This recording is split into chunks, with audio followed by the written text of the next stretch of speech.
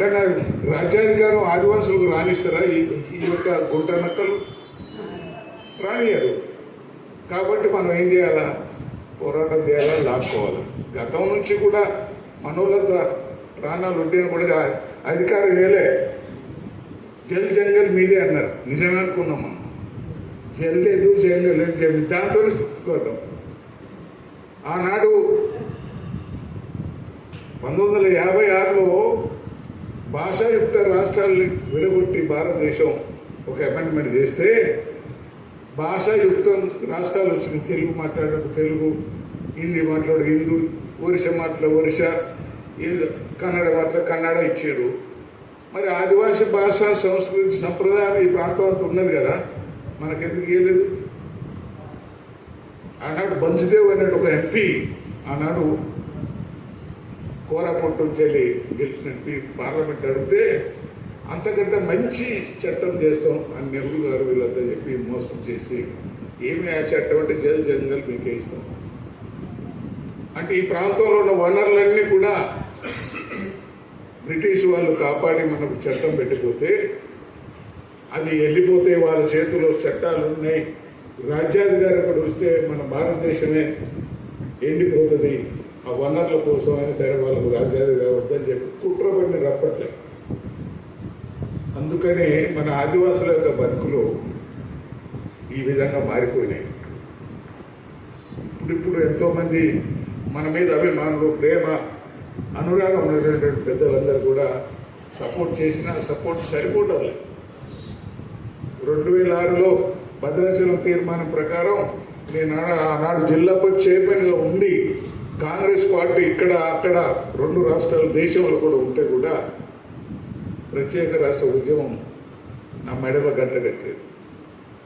రాజశేఖర రెడ్డి గారు పిలిచాడు. ఆయన ముఖ్యమంత్రి ఉండి, అన్నా నువ్వు పెద్దోడివి, కాంగ్రెస్ పార్టీకి వ్యతిరేకంగా నీకు రాజ్యాధికారం కావాలా, నువ్వు రాష్ట్రం కోరుతావా, ఏమిటి ఇది, పార్టీని ఏం చేయాలని నేను చెప్తే, నేను నా పార్టీ నాకు సొంతం కాదు, పార్టీ కోసం కాదు, జాతికి రక్షణ కావాలంటే మాకు ఖచ్చితంగా కావాలా. ఆనాడు తెలంగాణ కోసం కొట్లాడుతున్నారు, ఆంధ్ర కోసం కొట్లాడుతున్నారు, మాకు ప్రత్యేక రాష్ట్రాలు కావాలని. తెలంగాణలో రెడ్లు, ఇక్కడ కమ్మోలు, ఈ విధంగా రాజ్యాలు విడిపోవాలనే పరిస్థితి వచ్చినప్పుడు మా ఆదివాసీ ప్రాంతం అంతా కలిపి మాకు కూడా ఒక రాజ్యం ఏమని అడిగాం, తప్పులేదు. అందుకని మనోళ్ళు ఒప్పుకోలే, మన ఆదివాసులు వ్యతిరేకించారు. మా తెలంగాణలో అయితే మన ఆదివాసులు, ఆదివాసీ సంఘాలు, ఉద్యోగ సంఘాలంతా కూడా నాకు వ్యతిరేకమైనటువంటి నినాదాలు ఇచ్చారు. మన్యసీమ వద్దు, తెలంగాణ ముద్దు. మన ఆదివాసులు మన్యసీమ వద్దాడ, తెలంగాణ ముద్దాడ. తెలంగాణ రాగానే కేసీఆర్ ముఖ్యమంత్రి గారు మొత్తం కొట్టేసి ఈ జిల్లాను తీసుకొని పోలవరం కలిపాడు, అక్కడ జిల్లా తెచ్చి ములుగు కలిపాడు. ఇట్లా ట్రైబల్ చిన్న బిడ్డం చేసి మనం ఆంధ్రప్రదేశ్లో ఆదిలాబాద్ శ్రీకాకుళం కలిసినటువంటి యూనిట్ని దెబ్బతీసి మనకు మన సంస్కృతి సంప్రదాయాన్ని దెబ్బతీయడానికి వాళ్ళు కుట్ర పని చేస్తే మనం తెచ్చుకోలేదు. అందుకనే ఇప్పుడు కూడా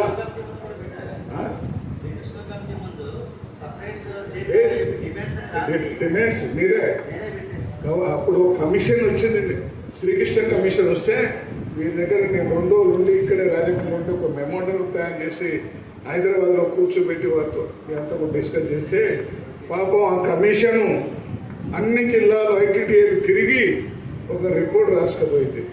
ఆ రిపోర్ట్లో ఏముందంటే తెలంగాణ ఆంధ్ర కంటే మన్యసీమే కావాలి, చాలా వెనుకబడి ఉంది, వాళ్ళని కాపాడాలా, వాళ్ళు అభివృద్ధి చెందాలంటే న్యాయమైన డిమాండ్ మన్యసీమది అని చెప్పి వాళ్ళకు వ్యతిరేకంగా రిపోర్ట్ రాసి పంపారు.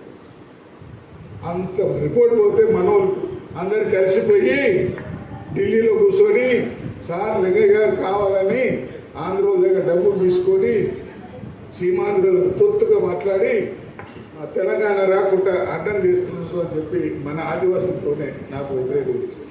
అందుకనే మనం నష్టపోయేది ఏంటంటే ఎవరో పెద్దలు చెప్పే మాట వినాలి, మనం చేసే విధానంలో మంచిగా చెడుని ఆలోచించాలి. ఈ ఆలోచన లేకపోవడం వల్లనే మనకు అన్యాయం జరుగుతుంది. ఇప్పుడు కూడా ఈ యొక్క పోలవరం ముంపు వల్ల 4 రాష్ట్రాలు ఆదివాసులే మునిగిపోతారు తప్ప ఇంకెవరు కాదు. మేము ఒక మానవవాది, ఒక ఆదివాసి బిడ్డని కాబట్టి మరి ఈ ఉద్యమాన్ని మొదలుపెట్టాం. వాస్తవం కూడా మా భూములు మునగవు.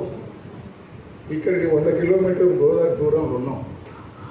ఆయన కూడా జాతి ఇక్కడ నష్టపోయిన జాతి కోసం పనిచేయాలనే ఆలోచనతో మేము ఉన్నాము. మా సంఘం మేము పెద్దోళ్ళకి ఆలోచనతో పనిచేస్తున్నాం కాబట్టి మరి ఉద్యమాన్ని ముందుకు తీసుకుపోవాలా, ఈ యొక్క మనకు న్యాయం జరగాలనే ఉద్దేశంతో మరి పెద్దల అనురాధంట పూర్ణచంద్రరావు గారు లాంటి ఆలోచన పరిమితో మరి ఈ ఉద్యమం తీసుకుపోతున్నాం.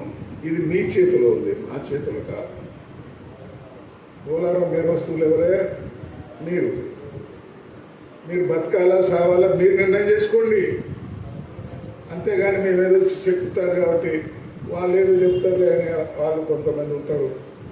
ఈ యొక్క పోలవరం ప్రాజెక్టు నిర్మాణంలో ఎన్నో సంఘాలు, ఆదివాసీ సంఘాలు ఎంతో కృషి చేసినా కూడా మరి ఇప్పుడు చెప్పినట్టు అది మునిగిపోద్దా చూద్దాం, మునిగిపోయినప్పుడు చూద్దాం అనేటువంటి ఆలోచన ఉండటం వల్లనే ఇవాళ మునిగిపోవడానికి 1 సంవత్సరం ఉంది. చంద్రబాబు నాయుడు గారు ఒక డేట్ ఇచ్చాడు, 2027 జూన్కి ఓపెన్ చేస్తాడు.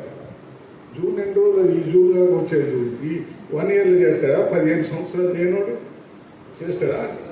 ఇల్లు కట్టిస్తాడా? భూములు ఇస్తాడా? మన కల్చర్ కాపాడుతాడా? మన దేవాలయం కాపాడుతాడా? మన జంగల్ కాపాడుతాడా? అవసరం లేదు. వాళ్ళు బతికితే చాలు 2 గంటలతో. అందుకని ఇది చాలా ప్రమాదం ఉంది. మీరు ఖచ్చితంగా మరి జిల్లా కమిటీ, స్టేట్ కమిటీ, మండల కమిటీ ఒక నెల రోజుల్లో ఒక టైం బాండ్ ప్రోగ్రాం పెట్టుకుని మీరు కమిటీలు వేసుకోండి. ప్రతి గ్రామంలో గ్రామ సభలు పెట్టి మీ యొక్క నష్టపోయేటువంటి విధానం, మీకు కావలసినటువంటి డిమాండ్స్ ఏమి ఉందో ఒక తీర్మానం తీసుకురండి. మా కమిటీ కూడా అవసరం వస్తే ప్రతి ఊరు విజిట్ చేస్తాం, ఊరు తిరుగుతూ ప్రజల్ని చైతన్యం చేస్తాం, ప్రజా ఉద్యమం నిర్మాణం చేస్తాం. చంద్రబాబు నాయుడు కోసి ఊడబీకేదాకా మనం ప్రయత్నం చేయాలా. ఆదివాసులు దెబ్బటేతో ఆయన ముందు తెలపాలా. అప్పుడే మనకు న్యాయం జరుగుతుంది తప్ప మీరు మీటింగ్ ఇంతమంది చెప్పినా అటు పోగానే ఇట్లా చెవులు ఉప్పుకొని పోతే అది అయ్యేది కాదు, జరిగేది కాదు. మీరు ఇన్నోళ్ళంతా కూడా ఇక్కడ ప్రమాణం చేసి పోలవరం నిర్వస్తుల సమస్యల పరిష్కారం కోసం మేమందరం పనిచేస్తామని చెప్పి మీరు ముందుకు పోతే బాగుంటుందని చెప్పి నేను మీకు సూచన ఇస్తూ ఈ యొక్క జాతీయ ఆదివాసీ రాజ్యాంగ హక్కుల సమన్వయ కమిటీ ఒక పోలవరం సబ్జెక్టే కాదు, భారతదేశంలో మనకున్న రాజ్యాంగ హక్కులు అన్నీ కూడా నశించిపోతున్నాయి.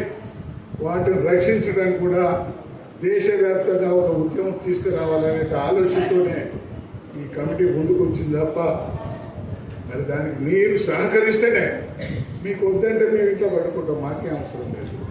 మీరు కావాలని, మీ రక్షణ కావాలని మీ మనసులో వస్తే తప్ప మన సమస్య పరిష్కారం కాదు. కాబట్టి మరి దీని మీద త్వరలోనే ఒక కమిటీ వేస్తాం. ఆ కమిటీ ఇప్పుడు కూడా పోలవరం మరి వెస్ట్ గోదావరి ఏలూరు కమిటీ లేదు. దయచేసి రాజారావు గారు ఏలూరు కమిటీ, జిల్లా కమిటీ కూడా ఒక కన్వీనర్, ఒక 5 అనౌన్స్ చేస్తే వాళ్ళ పని వాళ్ళు చేస్తారు, వీళ్ళ పని వీళ్ళు చేస్తారు. ఈ 2 జిల్లాలో ఖచ్చితంగా 1 నెలలో మండల స్థాయి కమిటీలు కూడా పడాలి. ఆ కమిటీలు గ్రామ స్థాయిలో వెళ్ళిపోవాలి. అప్పుడే మనకు మన ఉద్యమానికి మోక్షం కలుగుతుందని చెబుతూ ఈ అవకాశం ఇచ్చిన పెద్దలకు మీ అందరికీ నిజంగా 10 గంటల నుంచి ఇప్పటి వరకు మీరు వెయిట్ చేసి అలిసి మరి ఉన్నటువంటి వ్యక్తులు మీరు మరొకసారి గుర్తుంచుకొని మన ఉద్యమాన్ని, మన ఈ పోలవరం ముంపు ప్రాంత ప్రజల రక్షణని కాపాడాల్సిన అవసరం ఉందని నేను చెప్తూ ఈ అవకాశం ఇచ్చిన మీ అందరికీ మరొకసారి ధన్యవాదాలు తెలుపుతూ సెలవు తీసుకుంటాను. జై ఆదివాసీ.